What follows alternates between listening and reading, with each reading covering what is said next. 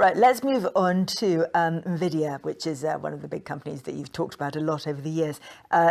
Now, there are fears that it's overvalued, has been overvalued, and that it might be time to get out. I wonder if you could talk about Nvidia's role in the AI revolution and where you stand on it at the moment. So Nvidia has been one of the most misunderstood stocks in the stock market since we initiated a position. And if I take you back to the journey when we first invested into Nvidia in June 21, that Nvidia's market cap was at about $500 billion. Then later in 2021, Nvidia's market cap peaked at about $800 billion, and recently has gone above $1 trillion. Of course, last year was a disaster because the shares was hit quite a lot, and we talked about that last year, but recently it is a recover. So what does that actually mean?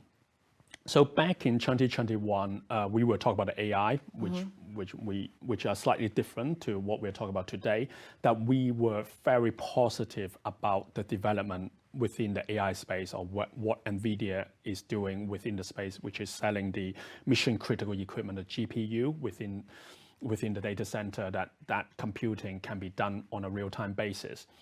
With the new development that we have seen recently, that we are even more positive about how Nvidia is going to play a role within the AI domain. So there are a few statistics that I can share on this to talk about valuation, why we think valuation remain quite attractive. So firstly, when we talk about AI within data center globally, including the global cloud data center, AWS, Azure, and Google Cloud, only about 6% of the data center are being accelerated today. So accelerated means that you would have some sort of Nvidia GPUs or other GPUs in it that give you accelerated computing. The opposite of accelerated computing is your CPU, which we have that on our PC at home or laptop, that you do know that is quite slow in terms of doing different things at the same time. Like you use it for the general purpose computing, but not for a specific task. Based on our forecast and understanding on how the development can play out in the next 5 years, our numbers only get to about 12% globally. That we would think in 5 years' time, globally, 12% of the global data center would be accelerated compared to 6% before, today. Then the first question to ask is that realistic to get to 12%? We think it's quite realistic. 5 years from 6 to 12 is not a lot. The second question to ask, which is even more important, but we can't give you an answer today, is what does it stop at? Does it stop at 12%? Is it the end to that acceleration, or do you believe that number could be 20% or 30%? Of course, we don't know that today. We'll track the development quite closely.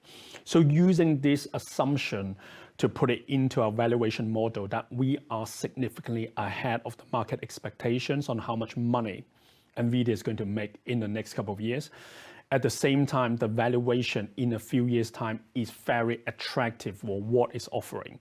And if you go back to all the narrative about generative AI, in order to make this happen, Nvidia is the only company in the world today that could provide you with such a capability.